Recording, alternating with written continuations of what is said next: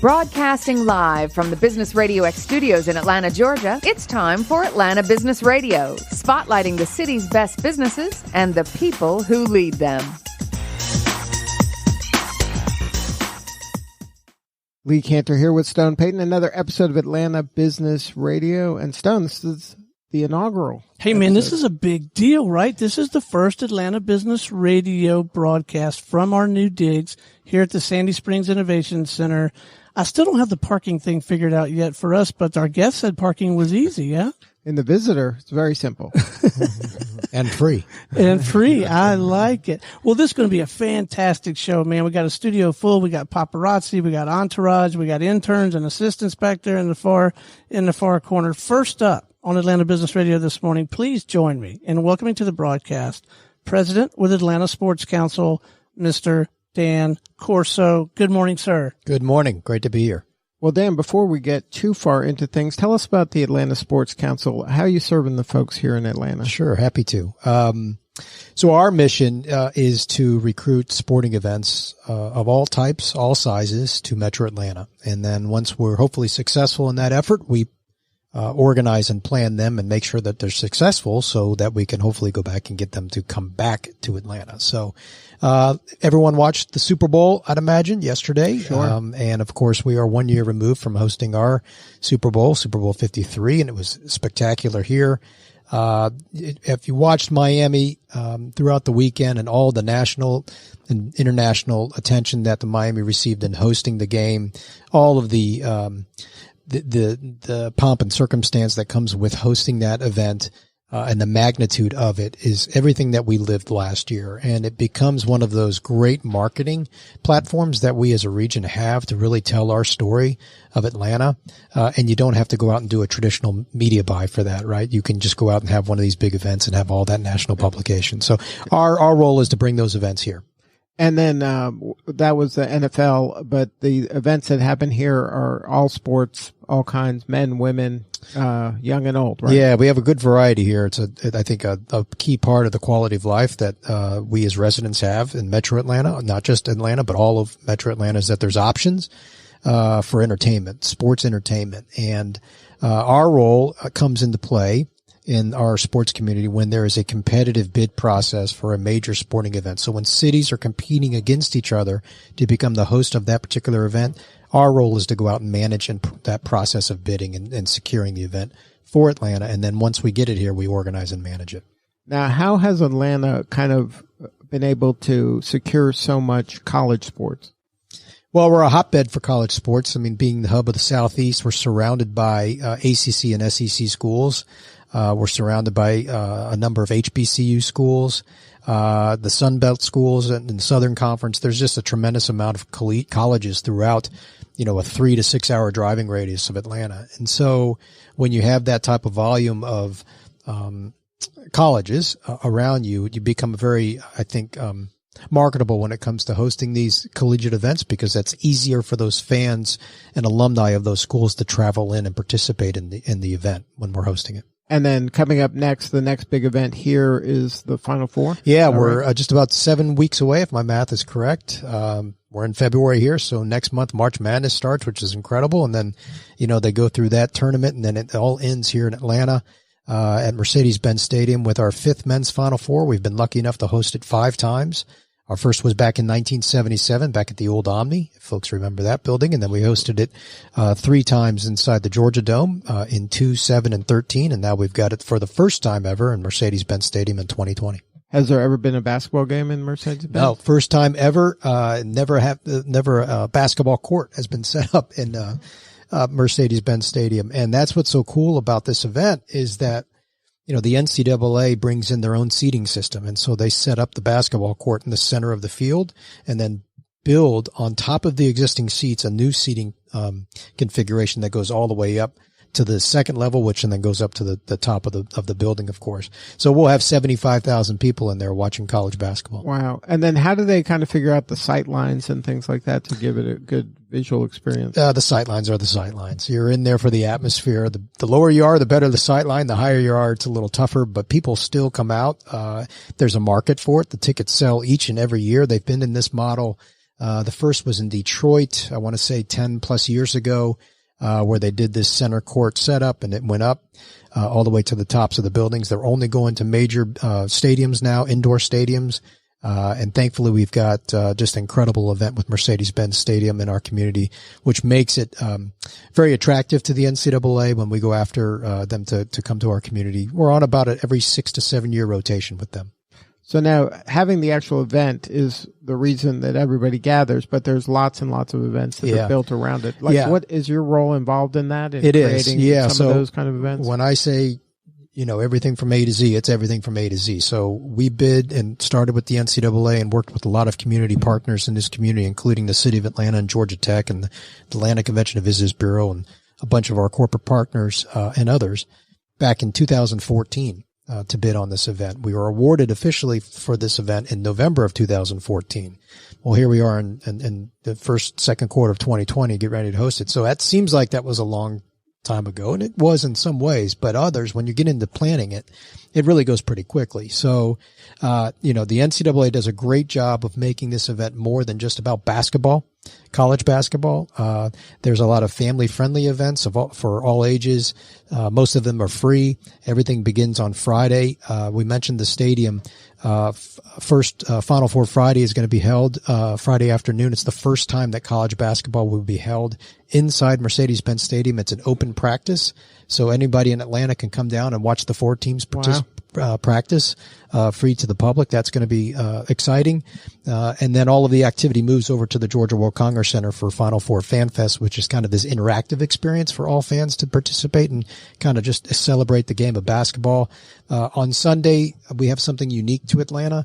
Not only are we hosting the Division I men's basketball tournament and championship here in Mercedes-Benz, but the NCAA gave us the honor of hosting Division II and Division III championships inside State Farm Arena on Sunday, free to the public. We held that back in 2013 for the first time that they've ever done it anywhere in the country, where they held Division I, II, and III in the same weekend in the same city.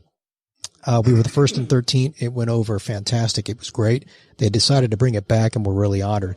We will, within 30 hours, crown 3 men's basketball champions, Division I, Division II, and Division III, and we're the only city in the country that can do that. So it's a big honor. And then what makes us the only city to be able to do that? It's our setup. It's the people, it's the organizations, but having State Farm Arena, which is where D2 and D3 will be held on Sunday, having that right next door, steps away from Mercedes-Benz Stadium, which is steps away from all the fan events in Centennial Park and the Georgia World Congress Center, which then also is steps away from the hotel rooms of which all the it just gets this experience that's very fan friendly. It's very user friendly for attending media and for the NCAA. It's easier for them to plan everything because it's so contained and so compact. You see other markets that host these events, including Miami, if I will, last night. The stadium looked fantastic, but it's 45 to 50 minutes north of where the heart of all the other experiences are.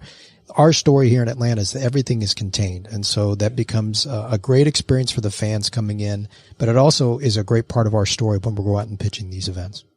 So now how do you work with kind of the Metro Chamber and the business community on a day-to-day basis to keep these events coming and to keep all the stuff around it relevant and exciting? Well, our organization is part of the Metro Atlanta Chamber, and so we view these events not only as an economic impact, but also a way to create some economic development. You know, you've got corporations coming in because this is mostly a corporate event because these big events have pricey tickets. So the corporations come in, they entertain their clients or their partners. They get access to Atlanta. Perhaps they haven't been here in quite a while, so they get to see a chance to see just how our community has evolved over the years. And perhaps they'll open up an office here, so that becomes an economic development play. We're also very high on the quality of life and the social impacts that this event has. There's some legacies that are left behind. The NCAA has a Read to the Final Four program, where they encourage third graders to go out and read a lot. And then we motivate them to come out and be a part of the weekend if they read a certain amount. So we've touched over 38,000 third graders within the Metro Atlanta area through this program. So you've got economic impact from the visitation, people spending their money. You've got economic development from corporations coming in and experiencing Atlanta. And then you got social impact. And so our theme is to tie all those together to make the event very successful. And then we go out into the corporate community, and sometimes, we need a little bit of money to put these events on. There's some fundraising, and our corporate community has been second to none, where they'll come out and support them. But we also need their highly skilled, highly passionate employees to come out and be volunteers for this event, because we need 2,000 volunteers for the Final Four. We're lucky to have hit that number already, and we've got folks ready to go. But that comes from the corporate community, from the big companies and from the middle-sized companies and the small companies. Now, we've been talking a lot about sports where there's balls and things like that, but this is also expanded into esports, right? Atlanta has a big gaming presence and technology, obviously, but esports is kind of the next big thing. It is. And I'm not sure anyone really knows what it is. We have done everything we can. We've launched an organization, an entity within the Atlanta Sports Council called the Atlanta Esports Alliance. And what we're doing there is we're bringing all the key leadership within that sector, individuals and organizations, and kind of bringing some cohesion to it and trying to move it forward and saying, okay, esports is this really highly impactful, highly lucrative cluster within the sports industry nationally and globally. How do we as a region capitalize on that, and how do we organize it and move it forward? But can you give people an idea of the scope of this? Like, the people show up to esports. Yeah. So as part of that, there are events that people go to and watch other people play video games, but they're highly attended. Like how many attendance? I've seen a few that are north of 20,000 people going into arenas to watch other people play video games. To watch other people. Right. I mean, people don't understand how this is kind of a group thing where people gather. And then there's a social and there's a lifestyle element to it. There's music components to it. It's not some kid in his basement. No. Yeah. It could be. Yeah. At my house there is. Yeah. Right. But as an industry, we're looking to really kind of progress this and say, okay, it's not just the events though. There are companies out there that are startups that are getting into game publishing and manufacturing of the equipment. And then there's professional teams through companies like Cox Enterprises that have 2 teams here in Atlanta, professional teams. So there's more to it than just events. And so we're trying to really kind of bring that all together and move it forward the best that we can. And is there regions where this is more popular than other regions, or is this kind of a global thing? Yeah, it's very much global. Asia and Europe, but the U.S. is really picking up. And companies like Turner that broadcasts on a weekly basis live esports tournaments. ESPN now has picked it up. NBA, the Hawks have a 2K professional team. The NBA teams around the league have teams. So they'll take a video game that's out there that people play as a multiplayer, and then they will build leagues around it, correct, and tournaments and everything. Tournaments. Yes, that's correct. Yeah. And has there been a tournament here where there have been some smaller tournaments, depending on the game or the platform? Cobb County's hosted a few. Gwinnett's hosted a few. There are some buildings coming up that State Farm Arena could potentially host some major events. So that's part of our Atlanta Esports Alliance that we have underneath us at the Atlanta Sports Council, that we're trying to identify those opportunities.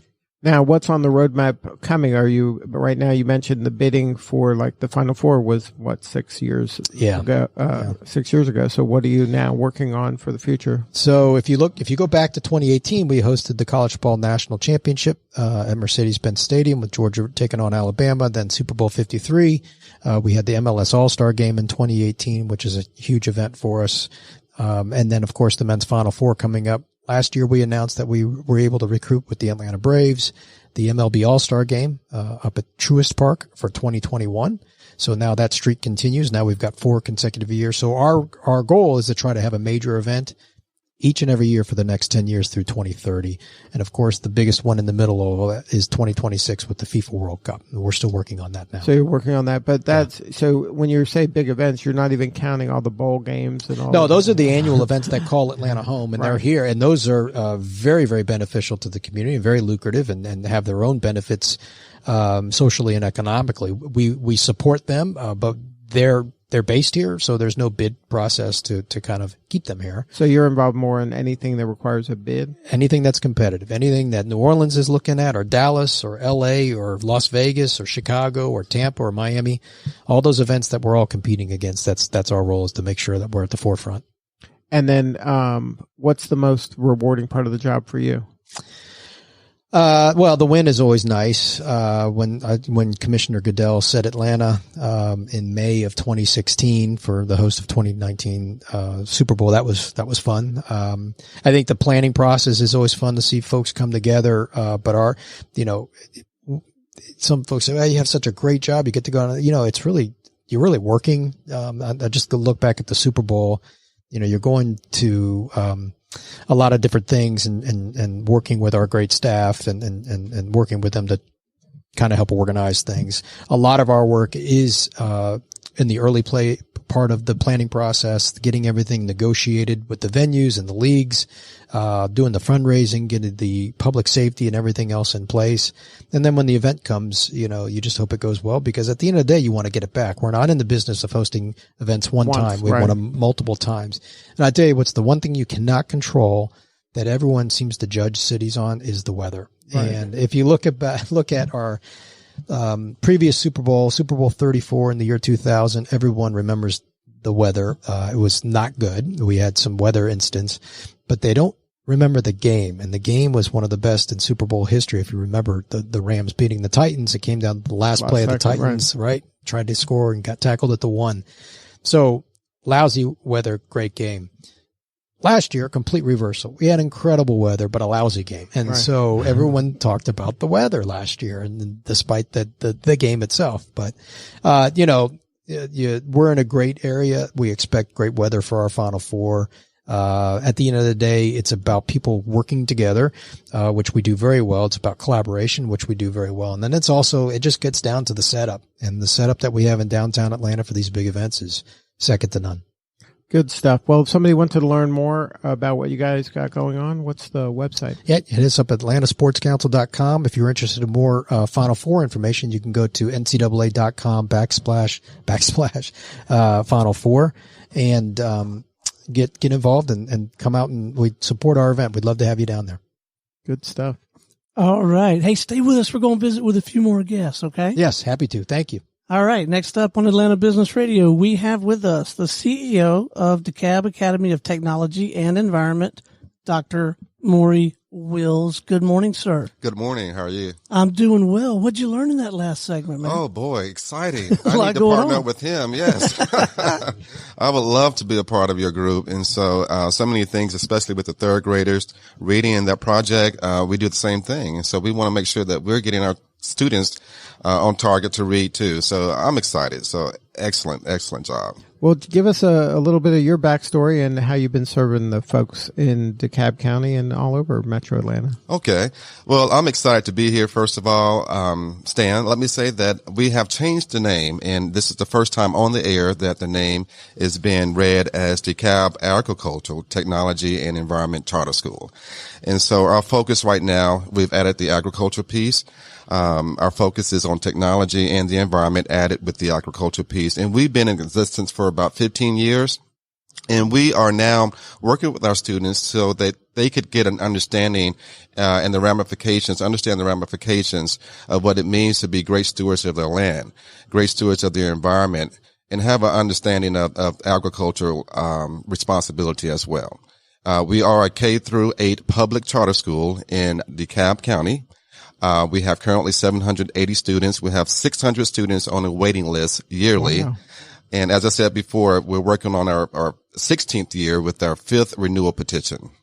So now you've been involved with charter schools for quite a long time. 15 years, yes. So now, what compelled you to get involved with charter schools and creating this kind of one focused on these kind of things? Well, I'm glad you asked that. I wrote my book, Chartering Success. And that goes into all of the details of what it means to really properly educate a child and giving parents a choice. I believe that there are students out there who have different learning needs, different learning interests, and we wanted to make sure that we address those learning initiatives with children and families. School choice is very important to families. A lot of times in their district schools, they may not have the opportunity to go out and find some of their interests in these schools. So we wanted to put a school together that, first of all, dealt with the community needs.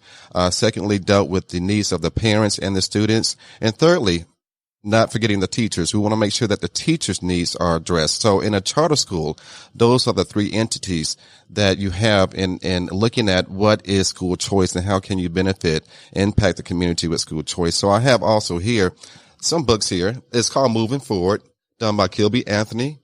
And I want you to look at these as visual books that will really give you a glimpse into what our school is all about. You have the aquaponics program that enhances the relationship between the fish and the plants, and that's a symbiotic relationship that exists. Now, students are learning about the nitrite systems of the animals and the conditions of the water, as well as having the goats there. We have goats, so they're understanding that process with the milking the goats and cheese, and we're soon to get a cow. So the kids are excited. This is non-traditional schooling, and we wanted students to make sure that they are exposed and get some interest in their careers as they get exposed to these different fields and levels. So now when you added the word agriculture in the name and made that a focus, do you think that that's attracting kids, or is that kind of scaring them away? Like, what am I going to use agriculture for? Right. Well, we've been using it since day one. We just haven't really made an investment in it as we should have. And now that we're targeting that piece and helping kids to understand that they can have a very, very competitive a piece in this understanding the agricultural. Even when you're growing plants. That's agricultural sciences that too many of our students are not aware of. They go to Walmart, they go to the grocery stores, right, and they get the plants there, but they don't realize the process in horticulture. They don't understand the process of organic farming. And so that agriculture piece is very important to them, understanding that there is a real context to what they're doing in this world, and it's right there in front of them. So we every day we try to do this, and every day we try to make sure that we bring a real focus to the students in the classroom. And then, how do you kind of ensure the child is successful as an adult? Like, how do they make the transition once they've come into your environment and your schooling, and then they've taken the leap? Then you said through 8th grade? Through 8th grade. Right. So now they're in the danger zone. Right. and there's so many components, to that as well. The first of all, having the parent that is involved in their child's education is the first piece in becoming successful. And I always tell my parents, if you're expecting the schoolhouse to educate your child fully, that's not going to happen here. You have to be a partnership with the school. But that doesn't happen anywhere, right? It should. That's one formula that you need is having the parent. You need parents, right, to make it very successful.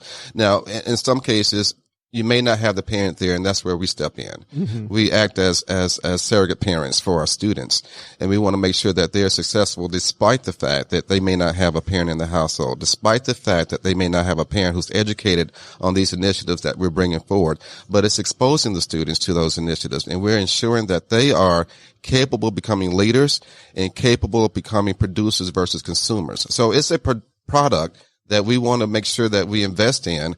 It starts from kindergarten, showing love with our students, showing compassion, showing that it's okay to make mistakes, but also showing them a level of understanding, a uniqueness in charter schools, which we have in a program of excitement. When you send students to school, you want them to be excited about learning, not about listening to what the teacher has to say. And just kind of parroting back. Right. And facts, so with our components that we provide here, as I said, we're the only school in Georgia, in the southeastern region and probably in the USA that has those three components together. And I call it the triad approach to understanding school. And these kids are already interested. So first we got the partnerships with the parents. Second of all, we have the interest. The next thing that you need to have is a high level of rigor. And that's providing some sort of challenge for students. We all like to be challenged. And so at some point in time, bringing those three pieces together, especially our focus, brings a unique challenge and opportunities that want students to be successful. Now, is this going to help the child prepare for a world that's so technologically driven?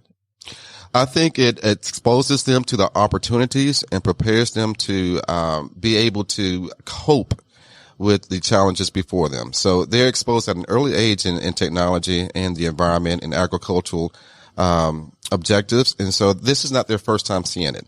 Instead of being exposed to just one, they have two more. And so throughout their years at D.A.T., they are able to spend a few of those experiences with agriculture, a few experiences with technology, and a few experiences with environment. I'm sorry. And yeah, so we're very excited that we're offering these courses. And one thing I want to say is that it takes a partnership. It takes a community. And as we were talking about the community of Atlanta has embraced us really well. With the Chattahoochee Nature Center, the Gwinnett Heritage Center being a part of that process and helping us to achieve the dream of making sure our students are great stewards. Now, for you, can you share a story? I don't name any names, but an impact that you've had on a student or two? Well, I have many stories. Let me pinpoint, because I have probably about 30% or 40% of our students come back to D.A.T. after they graduate, and they talk to our students, and it's overwhelming, but at the same time, it's insightful to realize that we did make an impact, because when our students are there, they complain about the uniforms that they wear. They have to wear a blazer. They have to wear a tie. They have to wear dress shoes and slacks. And they have to stand up when they have to answer a question in complete sentences. And so when they go outside of D.A.T. and go into a high school, they're like free, and they're so, excited about their freedom, but they always come back and say to our children, you know what? Listen to your teachers, listen to your CEO, your principals. They really love you. There's no other environment like this. I know when you feel here, you feel like you're trapped, but honestly, you are well prepared than most kids in your environment when you get there, because D.A.T. prepares you, D.A.T. cares for you. And so I think that's the most intriguing, conversation or opportunities we've had to understand our children and see in their eyes that they really love D.A.T., and D.A.T. has shaped them into becoming, great citizens. And so I could talk about many more stories, but just having an overwhelming support of what we do confirmed by the students who come back to us and share their love. So now you mentioned a waiting list to get in. What's the future of D.A.T.? Are you looking to expand? Are you looking to get more students in every year? Well, we would love to have more students. Right now, we're focused on the students that we have. There is a public need for an additional school, high school especially, and parents have been pushing for that. It's a lot of work, but I think with more partnerships being developed, we can have a great opportunity in looking at that as a projection. So now, what kind of partnerships are you talking about? Well, we would love to have partnerships with technology corporations. We would love to have partnerships with financial institutions to help us with some of the problematic money issues that are coming down our way. We're solely funded by the state and the district. And right now there are some issues going on. And so we would love to have private donations and funding so we can continue our mission and our vision. So you need companies in the area to support you financially to help you help more students? Oh, that would always be great. Yes. But not only financially, but, to enhance our programs, our technology programs, our agriculture programs. We have just started electric cars and building electric cars, and we would love for a company out there who has that experience to come with us and help us with some of these techniques that we're doing with our students so we can get our electric cars off the ground. And we will be racing those cars soon. So we would love to post your visual, your company's visual or logo on our car and make it be known that we're there to support you as well. Good stuff. Well, congratulations on all your success, and thank you for making such an impact in the community. Thank you. My pleasure. Well, keep up the good work, man.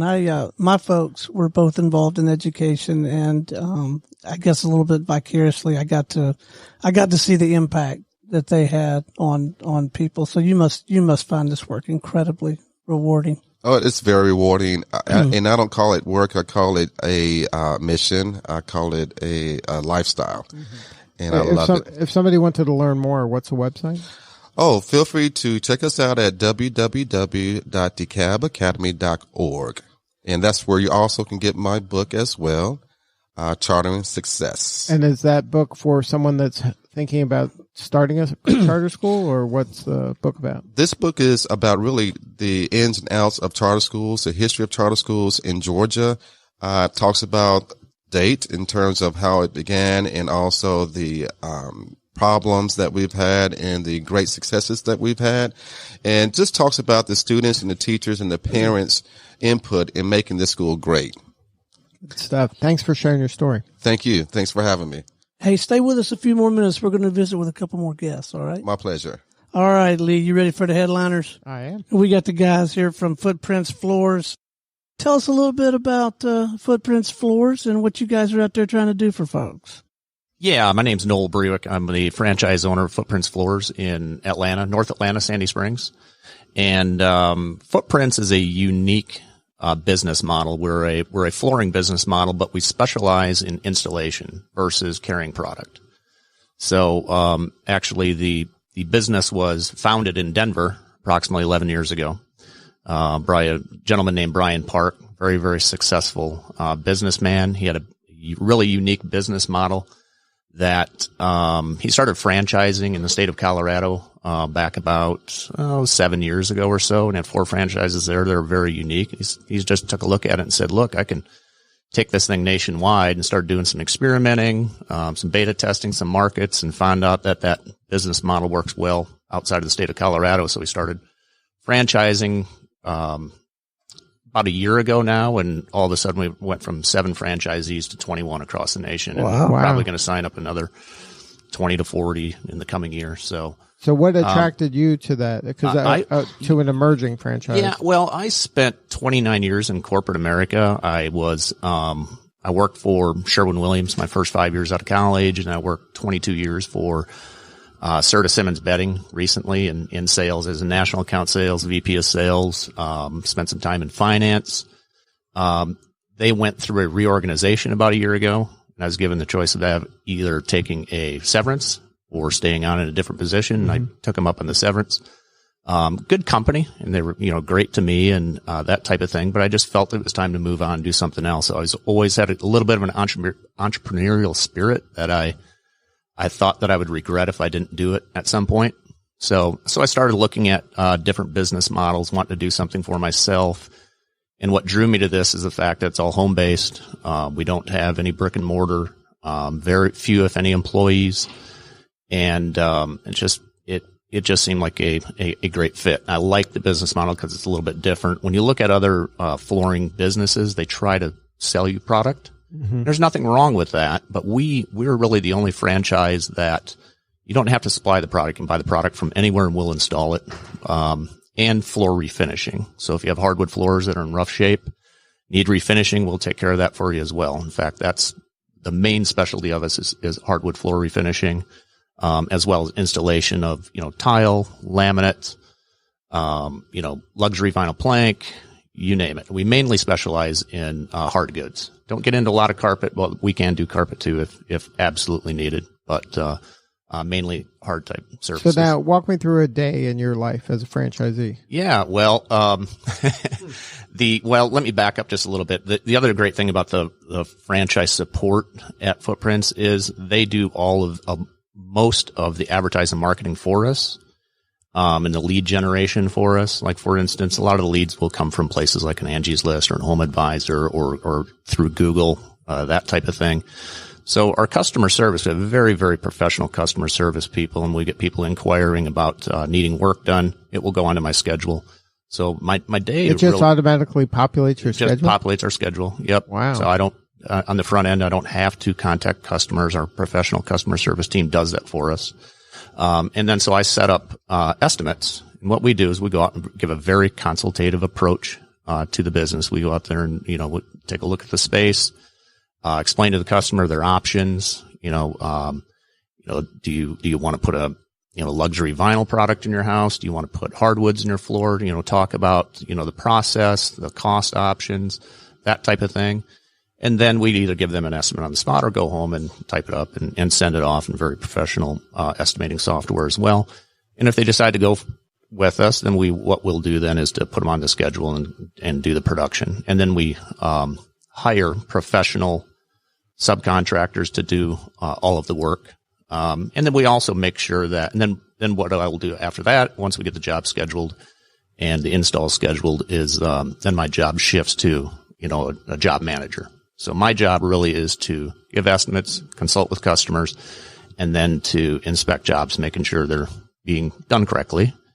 At the end. So it's a full approach from start to finish. But my relationships with footprints and then the installation, that's your problem of making sure you have the right people that are going to. Exactly. And we make sure that we're not going to cut corners in the installation. We're like, for example, we're going to be using the correct nail pattern, the correct glues, we're not going to cut corners. We're going to either install to manufacturer recommendations or recommendations of, say, the National Wood Foundation, Tile Council of America, that type of thing. We're not a fly-by-night company that's going to come in and ruin your floor. So now, when you were deciding, when you separated from your corporate job and you were deciding, okay, what's my second act going to be? How did you, were you kind of playing several different franchises and playing? Well, hold on a minute. I want to know how the conversation with the significant other went. Hey, honey, I know I've got this regular job, pays pretty well. We got everything figured out. We got our budget. What happened when you came home and told her? Well, she was on board too. See, my wife worked for the same company I did. So going through a reorg and things weren't going to get easier in terms of work-life balance. So she was on board with it, and she always knew that I wanted to do something kind of on my own. So she was very, very supportive, and she still got that great corporate job that she does very, very well at. She's a professional, and so she was very supportive. And she got new floors. Actually, the thing is, our floors are actually in rough shape. I'm the last person to. It's the cobbler's children. I have two big dogs that have kind of destroyed our floors over the years, so I need to actually have them redone. So now, but when you were choosing the franchise, were you choosing among several and you landed on footprints? I was, yeah. I was working through a franchise consultant, and I looked at a lot of different business models, and I was looking at, brow studios. I was looking at, were you looking for an owner operator where you wanted to get involved and actually talk to the customers? Or were you looking for absentee? I was looking for a little of everything, just unique opportunities. What I started realizing was I wanted to get away with anything that had any sort of like a retail lease, that type of thing. So you didn't want any overhead? Overhead, yeah, right. Exactly. So I want to be an entrepreneur, but at this point in my life, I'm in my 50s now, so I want to do something that is a little bit safer in terms of investment. And you get into some of these items, and it can take you 6 to 12 months to get going, and then hopefully, get a payback on your investment. There's a lot of it didn't sit well with me in some of the different things, the overhead expenses involved with some of the other options I was looking at. So Footprints, it seems, has cracked the code in a local market to be able to kind of bubble up leads for you that turn into clients. Correct. Yep. And correct. So when you take that weight off you, and then you take the weight of no kind of physical location that you're responsible for, or warehousing inventory and all that stuff. Correct. Your job is just sales and account support. Exactly. That is exactly right. In fact, it's the fact that we have this professional customer service center, and I really just need to communicate with the customer, sell them our services, make sure they're comfortable with everything we're servicing, and then just make sure that the job goes right. And when we offer a great value, we're not always going to be the least expensive. Most of the times we are. But what we do is you can count on us to stand behind our product. We give a 1-year workmanship warranty in all of our installs, and we'll be there tomorrow. If something doesn't go right. So now, if somebody wanted to use your service, say they wanted new floor somewhere, they wanted refinishing, they don't have to know anything about flooring. You're still the expert, and you'll say, okay, you should, based on whatever you're trying to achieve here, go here. And then now the customer has to get the stuff, or do they pay you and then exactly? What we'll do is it depends. If it's going to be a wood install, like what we call a site finish wood, we'll supply that product. We'll go to the wood vendors and get the. So you make recommendations, but the client doesn't have to get a truck and bring a bunch of flooring. They don't have to. No, we can either. It's turnkey from the customer. It's turnkey from the customers. They can haul like for example, if they're putting laminate or vinyl or something in their house, they can supply it and bring it back to their house if they would like to. Otherwise, we can a lot of times assist with that as well. It just depends. It's all up to the client. as well. A lot of times what we'll find is we'll get people that have bought, say, 300 square feet of flooring from Home Depot, and it's been sitting in their garage for 2 years, thinking they're going to do it. So then they finally, call over and say, I'm never going to do this. So, so they call us, and, we'll do that for them. Then also, we'll do things like subfloor repairs if it needs to be done. Then you have to put up shoe molding, that type of thing, along with it. Everything that has to do with floor. Backsplashes, we also do backsplashes. So, but yeah, it's a fun business. It's, how long have you had this one? I've been involved since about June, but I've kind of been up and running since, about September. So about 6 months. So it's met your expectations? You've been happy with it? I've been very, very happy with it. It's somewhat of a seasonal business. So really? I started, yeah. What's the season of flooring? It kind of follows real estate market a little bit, like fourth quarter is a little bit slower than some of the other areas. Once you get into spring and summer, get through the winter into spring and summer, the business picks up dramatically. So this will be my first spring and summer, and I'm already seeing it in January, where people are start planning for these projects a little bit more than they would in the wintertime. Are realtors good people to know in the community? Like, will they refer business to you? Is that part of the business model? Absolutely. Yep. I'll bet. Yep.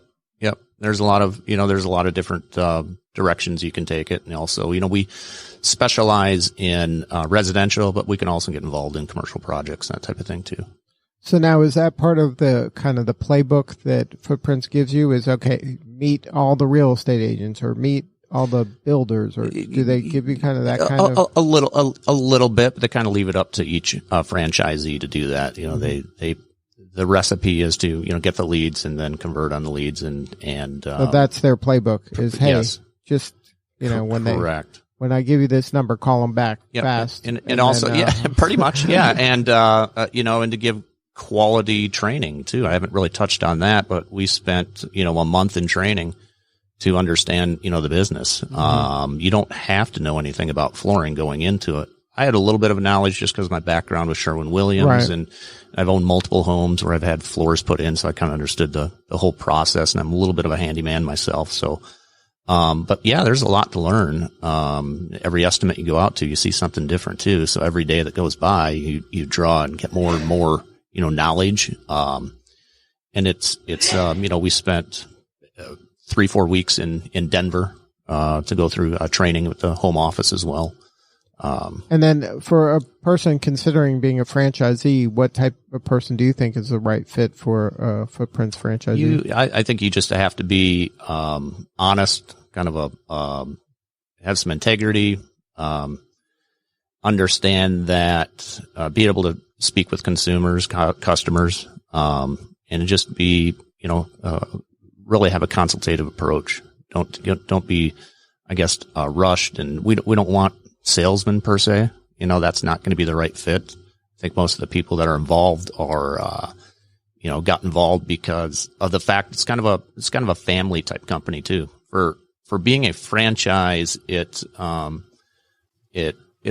fun place to be right now. It's an exciting place to be, especially with the growth that's going to come. And there's a lot of different directions that this business can go. I'm not going to discuss on air some of these plans, but but it's pretty exciting. It's a pretty exciting time to be there. And then for you, you're just looking to kind of get a foothold here. Absolutely. In the North Metro area. Yeah. And then, but are you looking to expand? Did you buy more territories? I may. I have what's the equivalent of 2 territories. My territory expands from basically Buckhead through Sandy Springs, Roswell, Alpharetta, Milton, a little bit into Marietta, and then Matt is Peachtree City, Smyrna, the areas down there. So if somebody wanted to learn more, what's the website of Footprints? www.footprintsfloors.com. That's plural, footprints, and floors plural as well. And then they can get a hold of you and just drill down to the locate. They put in their zip code or something. Absolutely. It'll send them to the right place. You can find there's a locator on the website that wherever you're at, it will show you who the local franchisee is and the contact information for that particular franchisee. And then is it free when you come out to do your estimates? It is. Everything is absolutely free. Yep. Absolutely. There's no charge, all free estimates. Good stuff, Noel. And thank you for sharing your story, you and Matt. Thank you. All right. This is Lee Cantor for Stone Payton. Thank you to all our guests, and we will see you all next time on Atlanta Business Radio.